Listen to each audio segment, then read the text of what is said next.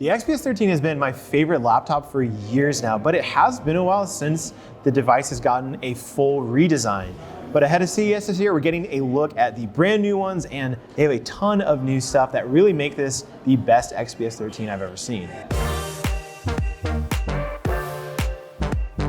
Now, if you've seen the XPS 13 2-in-1 before, you'll notice a lot of similarities here because Dell has basically brought over the best features from there to include it in the standard clamshell XPS 13, like, for example, the screen here, which is a new 16:10 screen as opposed to a 16:9 screen.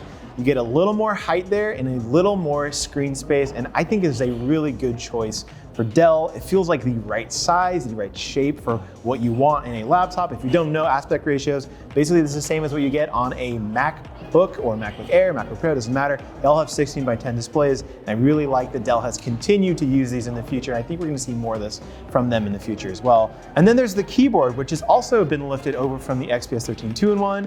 Goes edge to edge now, it's a little bit bigger. Fingerprint sensor is now in the top right, built into the power button. But I have to warn you, this is not the same keyboard underneath the surface as the XPS 13 2-in-1. They've kind of ditched that butterfly style mechanism with the really shallow travel. And this is a little more of a standard XPS 13 keyboard. It has a millimeter of travel, feels really soft and nice to touch on, but they have made some changes here and there, larger keycaps, stuff like that. It feels really nice to type on. And with that new keyboard and that bigger display, you have a little more room at the bottom for a larger touchpad, and that's exactly what Dell has done here. It's a little bit wider, a little bit taller, and I always like to see bigger touchpads on 13-inch laptops.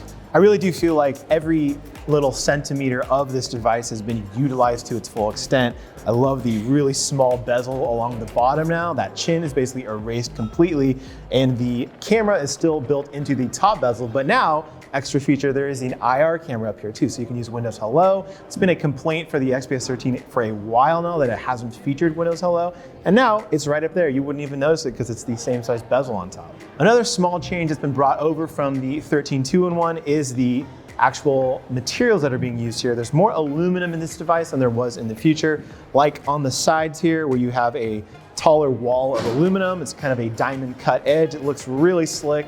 And of course that gives you access to the ports, which is a USB-C port here and a micro SD card slot. And on the other side, you have just one USB-C port and a headphone jack. Now, if you notice, that's one less USB-C port than last time. And Dell says that they had to cut out that one just to fit in the larger keyboard and all the other things as they're changing with the design of it. So you're down one USB-C port on the new XPS 13.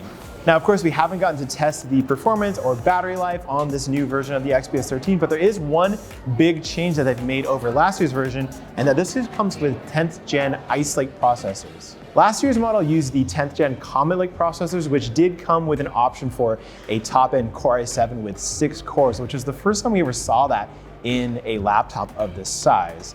However, going back to Ice Lake does kind of prepare Dell for the future, which is going to be all about 10nm processors, which the Ice Lake is. And of course, you get those Iris Plus graphics, which do get you some decent gaming when you hop up to the top level of the Core i7 G7 option. So that is the new 2020 XPS 13. Obviously, it still comes in white and black for color options, and you should see this dropping in the next few months.